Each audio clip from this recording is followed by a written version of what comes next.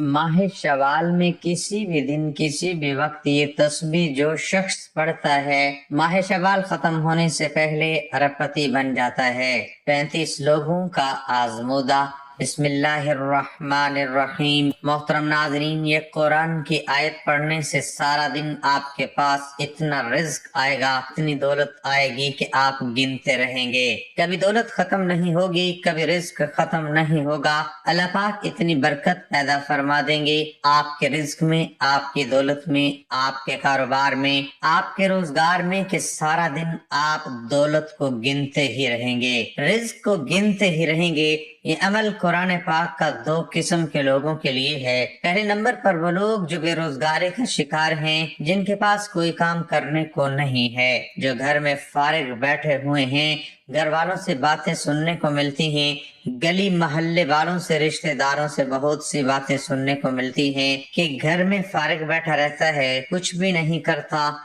इतना ज्यादा पढ़ने लिखने के बावजूद, अच्छी क्वालिफिकेशन के बावजूद भी घर में फारिग बैठा हुआ है। उन्हीं लोगों के लिए आज का ये अमल बहुत खास है। और दूसरे नंबर पर उन लोगों के लिए जिनका अपना कारोबार है, जिनका अपना कोई काम है, जो अपने मुल्क से बाहर होते हैं, अपने मुल्क में होते हैं, और उनके साथ मसला ये है कि उनका काम बंद हो गया है, उनके कारोबार में रुकावटें आना शुरू हो गई हैं। जैसा काम पहले चल रहा था वैसा अब नहीं चल रहा। जिस तरह पहले मुनाफा होता था, कारोबार में बरकत थी, तरक्की हो रही थी, अब उस तरह का काम नहीं हो रहा। मुख्तलिफ किस्म की रुकावटें बन गई हैं जिनकी वजह से काम अधूरा रह गया है और गुजारा बड़ी मुश्किल से हो रहा है। इन 2 किस्म के लोगों के लिए आज का ये बहुत ही खास अमल है। कुरान पाक को तो हर मुसलमान मानता है, यकीन रखता है कि जो कुछ अल्लाह पाक ने फरमा दिया है वो हक है, वो सच है, वो होकर ही रहता है। जो अल्लाह पाक ने कुरान में फरमा दिया, रिज्क, दौलत, पैसा, ये हर इंसान को उसके नसीब के साथ ही मिलता है। बहुत से लोग ऐसे होते हैं जो दिन रात मेहनत करते हैं, रातों को जागते हैं, फिर कहीं जाकर उनको दौलत मिलती है, पैसा मिलता है। लेकिन कुछ लोग ऐसे भी हैं जो कुर्सी पर बैठे बैठाए, अपने दफ्तरों में बैठे बैठाए थोड़ा सा वक्त देते हैं और अच्छे भले पैसे कमा लेते हैं, अच्छी भली दौलत कमा लेते हैं। बहुत से लोग आपको ऐसे दिखने को मिलेंगे जो मेहनत कम करते हैं, उनको पैसा ज्यादा मिल जाता है, और बहुत से लोग ऐसे आपको देखने को मिलेंगे जो मेहनत ज्यादा करते हैं और उनको पैसा कम मिलता है। मोहतरम नाज़रीन, एक शख्स एक तजर्बा कार आलिम दीन की खिदमत में हाजिर हुआ और कहा, जब मैंने अपनी बीवी को शादी से पहले पसंद किया तो ऐसा महसूस होता कि अल्लाह ने दुनिया में इस जैसा किसी को नहीं बनाया, और जब उसको निकाह का पैगाम भेजा तो मुझे महसूस हुआ कि बहुत सी दूसरी औरतें भी खूबसूरती में इसकी मिसल हैं, और फिर जब मैंने उससे शादी कर ली तो मुझे महसूस हुआ कि बहुत सी औरतें तो इससे ज्यादा खूबसूरत हैं। फिर जब हमारी शादी को कुछ अरसा बीत गया तो मुझे हुआ कि तमाम ही औरतें मेरी बीवी से ज्यादा बेहतर हैं। तो इस दानाए आलिम ने फरमाया, अगर तुम दुनिया की तमाम औरतों से निकाह कर लो तो तुम सड़कों पर आवारा फिरने वालों कुत्तों को इन औरतों से अच्छा जानने लगो। तो उस शख्स ने हैरत से पूछा कि आपने ऐसा किस लिए फरमाया? तो वो दाना आलम ने फरमाने लगे, इसलिए कि मसला तुम्हारी बीवी का नहीं, मसला ये है कि इंसान को जब हरीस नफ्स, भटकती आंखें और खौफ अल्लाह से खाली दिल दिया गया हो तो उसकी आंख को कब्र की मिट्टी के अलावा कोई चीज नहीं भर सकती। ऐ इंसान, तेरा मसला ये है कि तू अल्लाह की हराम करदा चीजों से अपनी निगाहों की हिफाजत नहीं करता। क्या तुम्हें ऐसा अमल न बताऊं जिससे तुम्हारी बीवी तुम्हारे रोज अव्वल की तरह महबूब लगने लगे? तो उस शख्स ने कहा, क्यों नहीं, जरूर बताइए। वो दानाए आलम फरमाने लगे, अपनी निगाहों को झुका कर रखो, इसलिए कि अल्लाह ताला का फरमान है, तर्जमा, ए नबी सल्लल्लाहु अलैहि वसल्लम, ईमान वालों से कह दीजिए कि अपनी निगाहों को झुकाए रखें और अपनी शर्मगाहों की हिफाजत करें, ये उनके लिए ज्यादा पाकीज़ा है, और बेशक जो तुम करते हो अल्लाह पाक उससे खूब बाखबर है। हजरत सैयदना हामिद अस-समद حضرت سیدنا ابراہیم خواص علیہ رحمت اللہ الرزاق کے عقیدت مندوں میں سے تھی۔ آپ رحمت اللہ علیہ فرماتے ہیں کہ حضرت سیدنا ابراہیم خواص رحمت اللہ علیہ جب کبھی سفر پر روانہ ہوتے تو کسی کو بھی اطلاع نہ دیتے اور نہ ہی کسی کو اپنے ساتھ سفر پر چلنے کے لیے کہتے۔ جب کبھی سفر کا ارادہ ہوتا تو ایک برتن اپنے ساتھ لے جاتے جو وضو اور پانی پینے کے لیے استعمال فرماتے۔ حضرت سیدنا ابراہیم خواص رحمت اللہ علیہ نے ارشاد فرمایا، اے عبد المسیح تم یہاں کیسے آ گئے؟ اس نوجوان نے عرض کی، حضور اب میرا نام عبد المسیح نہیں بلکہ عبداللہ ہے، یعنی اب وہ عیسائی مسلمان ہو چکا تھا۔ آپ رحمت اللہ علیہ نے فرمایا، اپنا پورا واقعہ بیان کرو کہ تم کس طرح مسلمان ہوئے، تمہاری زندگی میں یہ انقلاب کیسے آیا؟ اس نوجوان نے عرض کی، حضور آپ رحمت اللہ تعالی علیہ مجھے چھوڑ کر آ گئے تھے تو میں وہیں موجود رہا اور میرے دل میں یہ خواہش مچلنے لگی کہ آخر میں بھی تو دیکھوں کہ وہ مکہ مکرمہ کیسی جگہ ہے جس کی طرف مسلمان سفر و حجر کی صعوبتیں برداشت کر کے ہر سال حج کے لیے آتے ہیں، آخر اس میں ایسی کیا عجیب بات ہے؟ اسی خواہش کی بنا پر میں نے بھیس بدلا اور مسلمانوں جیسی حالت بنا لی۔ میری خوش قسمتی کہ وہاں ایک قافلہ پہنچا جو حرمین شریفین آ رہا تھا۔ میں نے اپنے آپ کو مسلمان ظاہر کیا اور اس قافلے میں شامل ہو گیا۔ جو ہمارا قافلہ مکہ مکرمہ کے قریب ہوتا جا رہا تھا میرے دل کی دنیا بدلتی جا رہی تھی، عجیب و غریب کیفیت کا عالم تھا۔ پھر جو ہی میری نظر خانہ کعبہ پر پڑی تو میرے دل سے تمام ادیان باطا کی محبت نکل گئی اور دین اسلام کی محبت میرے دل میں گھر کر گئی۔ میں نے فوراً عیسائیت سے توبہ کر کے محمد الرسول اللہ صلی اللہ تعالی علیہ وسلم کی غلامی اختیار کر لی اور مسلمان ہو گیا۔ اس وقت میرا دل بہت خوشی محسوس کر رہا تھا۔ قبول اسلام کے بعد میں نے غسل کیا، احرام باندھا اور دعا کی، اے اللہ عز و جل آج میری ملاقات حضرت سیدنا ابراہیم خواص رحمت اللہ تعالی علیہ سے ہو جائے۔ بارگاہ خدا بندی عز و جل میں میری دعا قبول ہوئی اور میں آپ رحمت اللہ تعالی علیہ کی خدمت میں حاضر ہوں۔ حضرت سیدنا ابراہیم خواص رحمت اللہ تعالی علیہ بہت خوش ہوئے، اسے خوب شفقتوں اور محبتوں سے نوازا، پھر ہماری طرف متوجہ ہوئے اور فرمایا، اے حامد دیکھ لو سچائی میں کتنی برکت ہے۔ اس نوجوان کو حق کی تلاش تھی اور یہ اپنی طلب میں سچا تھا، لہذا اسے حق مل گیا، یعنی یہ اسلام کی دولت سے مالا مال ہو گیا۔ پھر وہ نوجوان ہمارے ساتھ ہی رہنے لگا اور بہت بلند مرتبہ حاصل کیا، بالا آخر وہ دارِ فنا سے دار بقا کی طرف روانہ ہو گیا۔ ناظرین، ایک مرتبہ یمن کے ایک تاجر نے پہلی مرتبہ اپنے بیٹے کو تجارت کے لیے بھیجا اور حضرت محمد مصطفیٰ صلی اللہ علیہ وآلہ وسلم نے جو کلمات حضرت عمر حضرت علی رضی اللہ تعالی عنہ کو بتائے تھے، حضرت علی نے وہ کلمات عام کر دیے۔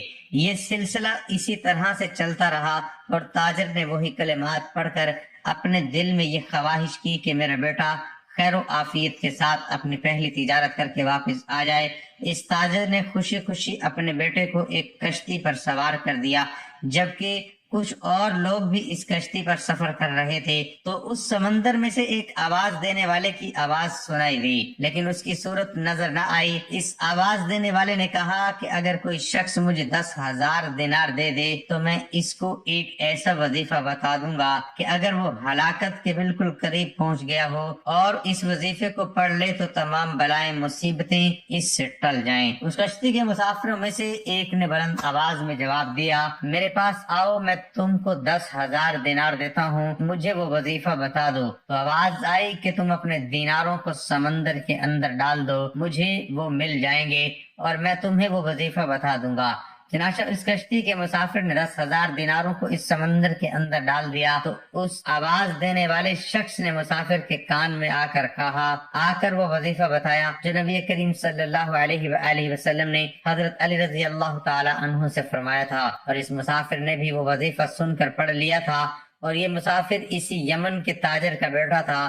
آواز دینے والے نے اس سے کہا کہ تجھے جب بھی کوئی مصیبت پڑے تو اس وظیفے کو پڑھ لیا کرو، جبکہ یہ سن کر کشتی کے دوسرے تمام مسافروں نے اس کا مذاق اڑایا اور کہا کہ تو نے اپنی کثیر رقم سمندر میں پھینک کر ضائع کر دی۔ تاجر کے بیٹے نے جواب دیا، ہرگز میں نے اپنی دولت کو ضائع نہیں کیا، اور مجھے اس بات میں کوئی شبہ نہیں ہے کہ مجھے قرآن پاک کی یہ آیت ضرور نفع ہی دے گی۔ لہٰذا اس کے بعد چند گھنٹے وہ کشتی چلتی رہی، پھر اچانک طوفان کی موجوں سے وہ کشتی ٹوٹ کر بکھر گئی، اور سوائے اس تاجر کے بیٹے کے اس کشتی کا کوئی آدمی بھی زندہ نہیں بچا۔ وظیفہ پڑھنے والا وہ مسافر کشتی کے ایک ٹوٹے تختے پر بیٹھا ہوا سمندر کے اندر بہتا جا رہا تھا، یہاں تک کہ کچھ دیر کے بعد ایک جزیرے پہ جا پہنچا، اور اس جزیرے میں چند قدم چلنے کے بعد دیکھا کہ وہاں ایک شاندار محل بنا ہوا ہے، اور ہر قسم کے موتی اور جواہرات وہاں پڑے ہوئے ہیں۔ اس نے دیکھا کہ اس محل میں ایک بہت حسین و جمیل عورت اکیلی بیٹھی ہوئی ہے، اور ہر قسم کے میوے اور کھانے کا سامان وہاں پر رکھا ہوا ہے۔ اس عورت نے اس مسافر کو دیکھا تو پوچھا کہ تم کون ہو اور یہاں کیسے پہنچ گئے؟ مسافر نے بھی اس عورت سے پوچھا کہ تم کون ہو اور یہاں پر اکیلی کیا کر رہی ہو؟ تو اس عورت نے اپنا قصہ سنایا کہ میں بصرہ کے ایک عظیم اور بڑے تاجر کی بیٹی ہوں، میں اپنے باپ کے ساتھ سمندر کے سفر پر جا رہی تھی، ہماری کشتی ٹوٹ گئی اور مجھے اچانک کوئی کشتی کے اندر سے اچک کر لے بھاگا، اور میں اس جزیرے میں اس محل کے اندر اس وقت سے پڑی ہوں۔ ایک شیطان ہے جو مجھے اس محل میں لے آیا ہے، وہ ہر 7ویں دن یہاں آتا ہے، میرے ساتھ صحبت تو نہیں کرتا مگر بوسو کنار کرتا ہے، اور آج اس کے یہاں آنے کا دن ہے، لہذا تم اپنی جان بچا کر یہاں سے بھاگ جاؤ ورنہ وہ شیطان تمہاری جان لے لے گا۔ ابھی اس عورت کی گفتگو ختم بھی نہ ہوئی تھی کہ وہاں ایک دم سے اندھیرا چھا گیا۔ عورت نے پھر سے کہا، جلدی یہاں سے بھاگ جاؤ کیونکہ وہ آ رہا ہے، ورنہ تم کو ضرور جان سے مار ڈالے گا۔ چنانچہ وہ شیطان وہاں پر آ گیا، لیکن وہ مسافر یوں ہی وہاں پر کھڑا رہا۔ وہ شیطان جیسے ہی اس کو دبوچنے کے لیے آگے بڑھا تو مسافر نے وہ وظیفہ پڑھنا شروع کر دیا۔ وہ وظیفہ سنتے ہی شیطان زمین پر گر پڑا، اور زور سے آواز آئی کہ جسے پہاڑ کا کوئی ٹکڑا ٹوٹ کر زمین پر گر پڑا ہے، اور پھر دیکھتے ہی دیکھتے وہ شیطان جل کر راکھ کا ڈھیر ہو گیا۔ یہ دیکھ کر اس عورت نے کہا کہ اللہ تبارک و تعالیٰ نے تم کو رحمت کا فرشتہ بنا کر میرے پاس یہاں بھیج دیا ہے، اور تمہاری بدولت مجھے ایک شیطان سے نجات مل گئی ہے۔ پھر اس عورت نے مسافر سے کہا کہ موتی اور جواہرات اٹھا لو اور محل سے نکل کر میرے ساتھ سمندر کے کنارے کی جانب چلو، وہاں سے کوئی کشتی تلاش کر کے یہاں سے نکل چلتے ہیں۔ چنانچہ بہت سے موتی اور کھانے کا سامان اپنے ساتھ لے کر وہ دونوں محل سے نکلے، وہ دونوں سمندر کے ایک کنارے پر جا پہنچے، وہاں ایک کشتی بصری کی جانب جا رہی تھی، وہ دونوں اس کشتی پر سوار ہو کر بصرہ جا پہنچے۔ لڑکی کے والدین اپنی گمشدہ لڑکی کو دیکھ کر بے حد خوش ہوئے اور اس مسافر کے شکر گزار ہوئے، اور بہت سی عزت و احترام کے ساتھ اسے اپنے گھر میں مہمان بنا کر رکھا۔ پھر لڑکی کے والدین نے پوری سرگزشت سن کر ان دونوں کا نکاح بھی کر دیا، وہ دونوں میاں بیوی بن کر رہنے لگے، اور تمام موتی اور جواہرات وہ جو اس جزیرے سے لے کر آئے تھے وہ ان دونوں کی مشترکہ دولت بن گئی۔ اس عورت سے اللہ نے اس مرد کو کچھ بچے بھی عطا کر دیے، وہ دونوں نہایت ہی محبت اور احترام کے ساتھ اپنی زندگی بسر کرنے لگے، اور یہ سب وظیفے کا کمال ہی تھا جو حضرت محمد صلی اللہ علیہ وآلہ وسلم نے حضرت علی رضی اللہ تعالی عنہ کو بتایا تھا۔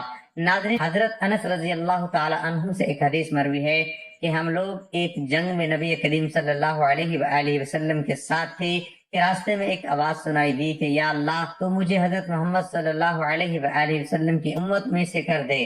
تو آپ صلی اللہ علیہ وآلہ وسلم نے حضرت انس سے فرمایا کہ اے انس، تم اس آواز کا پتہ لگاؤ۔ تو میں اس پہاڑ کے اندر داخل ہو گیا، میں نے دیکھا ایک آدمی نہایت ہی سفید لباس میں مبلوس آدمی داڑھی والا وہاں پر موجود تھا۔ اس نے مجھے دیکھا تو مجھ سے پوچھا کہ کیا تم رسول خدا صلی اللہ تعالی علیہ وآلہ وسلم کے صحابی ہو؟ تو میں نے عرض کی جی ہاں۔ تو انہوں نے فرمایا کہ تم جا کر حضور سے میرا سلام عرض کر دو اور کہہ دو کہ آپ کے بھائی الیاس علیہ السلام آپ سے ملاقات کا ارادہ رکھتے ہیں۔ چنانچہ میں نے واپس آ کر نبی کریم صلی اللہ علیہ وآلہ وسلم سے وہ سارا معاملہ عرض کیا تو آپ صلی اللہ علیہ وآلہ وسلم نے مجھے اپنے ساتھ لے کر پہاڑ کے اندر روانہ ہوئے۔ جب اس کے قریب پہنچے تو میں پیچھے ہٹ گیا۔ پھر دونوں صاحبان دیر تک گفتگو فرماتے رہے۔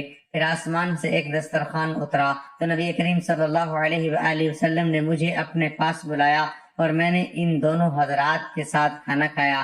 جب ہم کھانے سے فارغ ہو چکے تو آسمان سے ایک بدلی آئی اور وہ حضرت الیاس علیہ السلام کو اٹھا کر آسمان کی طرف لے گئی اور میں ان کے سفید لباس کو دیکھتا رہا۔ ناظرین، حضرت عبداللہ ابن عباس رضی اللہ تعالیٰ عنہ بیان کرتے ہیں کہ نجران کے عیسائی جب نبی کریم صلی اللہ علیہ وآلہ وسلم کی خدمت اقدس میں حاضر ہوئے، یہود و نصارہ نے لڑائی شروع کر دی۔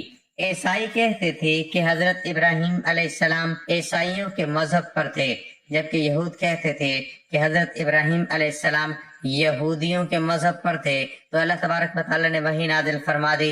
حضرت جبرائیل علیہ السلام نبی کریم صلی اللہ علیہ وآلہ وسلم کی خدمت میں عرض گزار ہوئے، تب آپ صلی اللہ علیہ وآلہ وسلم نے فرمایا کہ تم حضرت ابراہیم کے بارے میں کیوں جھگڑتے ہو؟ تورات اور انجیل تو حضرت ابراہیم علیہ السلام کے بعد نازل ہوئی تھی، تو حضرت ابراہیم علیہ السلام ان کے پیروکار کیسے ہو سکتے ہیں؟ نبی کریم صلی اللہ علیہ وآلہ وسلم نے ان کو دین حق کی دعوت دی تو ابو رافع قرنی بولا، اے محمد، آپ یہی چاہتے ہیں کہ ہم آپ کی عبادت کریں جس طرح سے عیسائیوں نے حضرت عیسیٰ کی عبادت کی۔ اہل نجران کا ایک اور آدمی بولا، اے محمد صلی اللہ علیہ وآلہ وسلم، کہ آپ یہی چاہتے ہیں کہ ہم آپ کی عبادت کریں جس طرح سے یہودیوں نے حضرت عزیز علیہ السلام کی عبادت کی تھی۔ تب نبی کریم صلی اللہ علیہ وآلہ وسلم نے ارشاد فرمایا، نہ تو میں خود کسی غیر اللہ کی عبادت کرتا ہوں اور نہ ہی کسی اور کو اس عمل کی دعوت دیتا ہوں، بلکہ میں تو حق تبارک و تعالیٰ کے سامنے جھکنے کا کہہ رہا ہوں۔ آپ صلی اللہ علیہ وآلہ وسلم کے الفاظ میں اتنی سچائی تھی کہ وہ تمام یہودی آپ صلی اللہ علیہ وآلہ وسلم پر ایمان لے آئے اور مشرف با اسلام ہوئے۔ ناظرین، ایک مرتبہ حضرت علی رضی اللہ تعالی عنہ اپنے دونوں شہزادوں یعنی حسنین کریمین کے ہمراہ نبی رحمت صلی اللہ علیہ وآلہ وسلم کے خدمت اقدس میں حاضر ہوئے۔ آپ صلی اللہ علیہ وآلہ وسلم نے دونوں شہزادوں کو اپنے مبارک سینے سے لگایا اور انہیں بوسہ بھی دے دیا۔ اسی وقت حضرت جبرائیل علیہ السلام وحی لے کر آپ صلی اللہ علیہ وآلہ وسلم کی خدمت اقدس میں حاضر ہوئے اور عرض کی کہ یا رسول اللہ صلی اللہ علیہ وآلہ وسلم، اللہ تعالیٰ آپ کو سلام کہتا ہے اور دونوں شہزادوں کو اللہ سبحانہ و تعالیٰ نے جنت کا سردار بنا دیا ہے۔ اس وقت نبی کریم صلی اللہ علیہ وآلہ وسلم کو اس قدر خوشی ہوئی کہ آپ صلی اللہ علیہ وآلہ وسلم نے حضرت علی رضی اللہ تعالی عنہ کو یہ وظیفہ پڑھنے کے لیے فرمایا کہ جب تم کسی ایسی مشکل میں ہو کہ تمہیں کوئی امکان نظر نہ آئے تو یہ کلمات پڑھ لینا، اللہ تبارک و تعالیٰ آپ کے لیے 70,000 فرشتے بھیج دیں گے جو وہ کام پورا کرنے کے لیے ایک دوسرے کے آگے لپکیں گے اور ایک دوسرے پر سبقت لے کر جانے کی کوشش کریں گے۔ حضرت علی رضی اللہ تعالی عنہ نے دست ادب جوڑ کر عرض کیا، رسول اللہ صلی اللہ علیہ وآلہ وسلم، وہ کلمات کون سے ہیں؟ تو آپ صلی اللہ علیہ وآلہ وسلم نے ارشاد فرمایا، وہ کلمات یہ ہیں، بسم اللہ الرحمن الرحیم، سبحان اللہ وبحمدہ، سبحان اللہ العظیم۔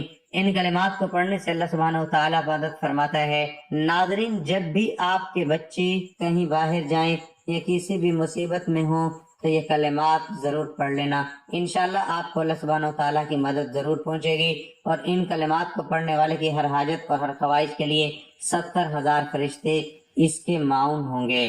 اللہ تبارک و تعالیٰ سے دعا ہے کہ نیکی کی بات کو سننے، سمجھنے اور اس پر عمل کرنے کی طاقت اور توفیق عطا فرمائے۔ محترم ناظرین، اب چلتے ہیں وظیفے کی جانب۔ عمل یہ ہے کہ صبح اٹھنے سے پہلے یعنی جب بستر سے اٹھیں تو اپنے بیڈ سے اپنی چارپائی سے نیچے اترنے سے پہلے صرف 14 مرتبہ قرآن پاک کی اس آیت کو پڑھ لینا ہے، تو سارا دن اس کے پاس رزق ختم نہیں ہوتا، دولت ختم نہیں ہوتی، اللہ پاک اس کو اتنا مالا مال فرما دیتے ہیں۔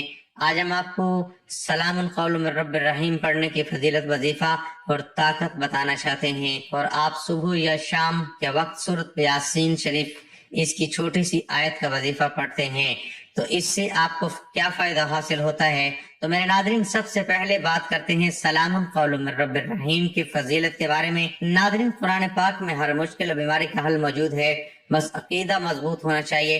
قرآن پاک میں اللہ پاک کا ارشاد ہے کہ اور ہم قرآن میں وہ چیز اتارتے ہیں جو شفا اور رحمت ہے۔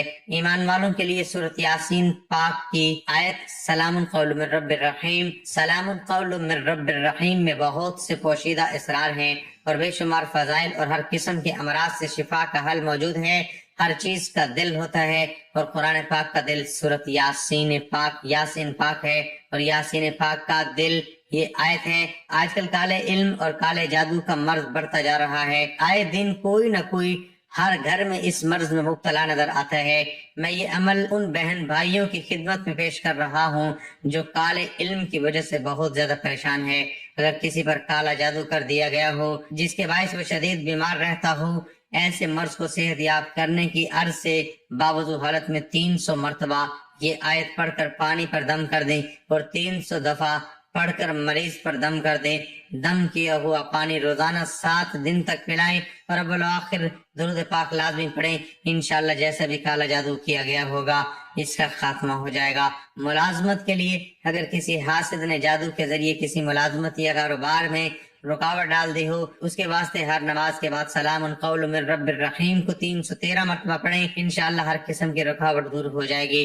ناظرین، ایک شخص نے مجھے بتایا کہ میں جب بھی موٹر سائیکل پر گھر سے نکلتا ہوں تو سلام قول من رب الرحیم کا ورد شروع کر دیتا ہوں۔ اس کی برکت سے ہر قسم کے حادثات و پریشانیوں سے بچا رہتا ہوں۔ 2 مرتبہ تو یقینی حادثوں سے اللہ پاک نے مجھے اس آیت کی وجہ سے بچا لیا۔ ایک لڑکا اپنا تجربہ بتانے لگا کہ میں سلام قول من رب الرحیم صبح فجر کے بعد تسبیح کرتا ہوں، جس کی وجہ سے میرا دل نیکی کی طرف مائل ہونا شروع ہو گیا ہے، نماز میں خشوع و خضوع مل گیا ہے، ذکر و درود پاک پڑھنے کو خوب دل کرتا ہے۔ اللہ پاک نے جھوٹ، غیبت، چغلی سے بچایا ہوا ہے۔